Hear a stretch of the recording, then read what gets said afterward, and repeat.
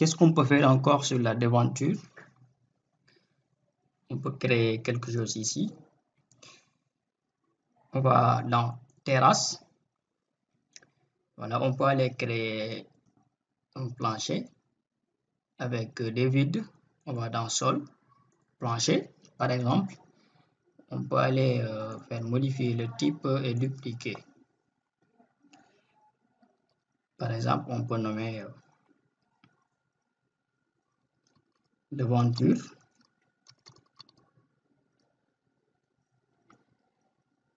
OK, on peut réduire l'épaisseur de 0,20. Voilà. On peut ensuite aller esquisser les contours.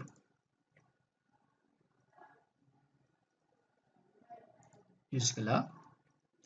On peut créer des vides aussi à l'intérieur.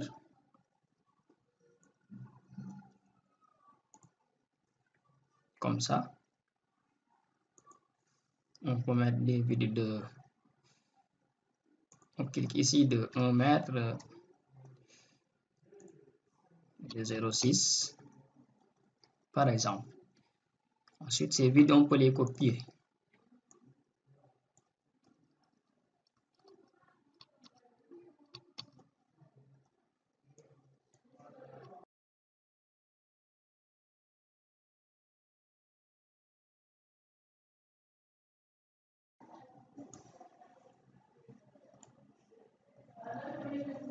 Ici, après avoir sélectionné, on peut utiliser les touches de navigation de notre clavier. La touche flèche gauche pour déplacer vers la gauche. C'est encore plus précis. Ensuite, on peut valider.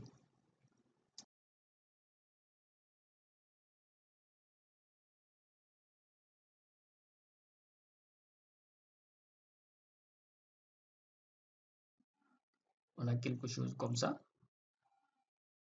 Qu'est-ce qu'on va faire? On peut mettre des colonnes, des sortes de poteaux pour soutenir ce plancher. Pour cela, on peut aller au niveau RDC. On peut supprimer ce mur. Ensuite, on peut aller dans architecture, poteau. On peut prendre poteau architectural par exemple. Qu'est-ce qu'on va faire? On peut aller modifier le type de poteau. On peut dupliquer mes poteaux. C'est un exemple. Vous pouvez choisir un autre nom. La profondeur, on peut laisser peut-être 0,15. La largeur, 0,30. C'est les dimensions du poteau. On peut aller prendre un matériau pour le poteau ici. On peut prendre par exemple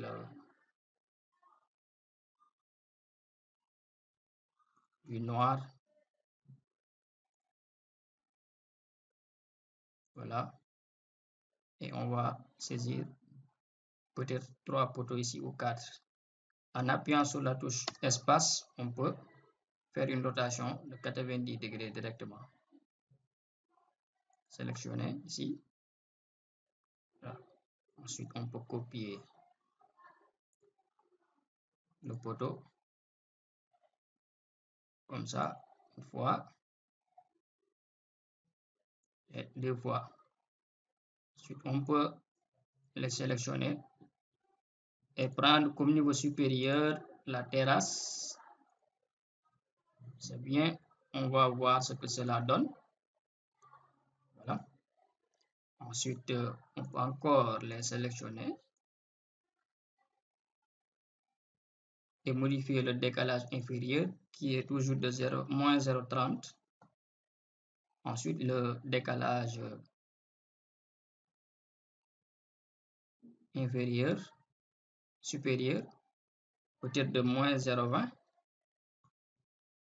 Voilà, pour enlever, pour éviter cette collision entre les poteaux et le plancher. Qu'est-ce qu'on peut faire d'autre? Ce mur, on peut le transformer en mur rideau. Il suffit juste de le sélectionner, de venir ici. Si vous cliquez là, tout à fait en bas, il y a les murs rideaux.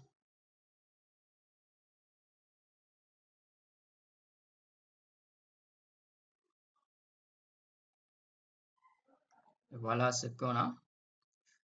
On a un petit bout de mur rideau comme ça aussi c'est joli. Si vous voulez faire aussi des vides sur les murs, c'est possible. Vous allez dans architecture et il y a ici ouverture. Ouverture sur mur. Ensuite, vous allez sélectionner le mur, un mur. Voilà, une fois sélectionné, vous allez donc dessiner votre ouverture en 2 clics. Voilà, vous avez donc ici une ouverture. Vous pouvez toujours modifier la largeur et la hauteur. Vous cliquez directement sur l'ouverture, comme ça. Voilà, vous avez la possibilité de changer la hauteur et la largeur.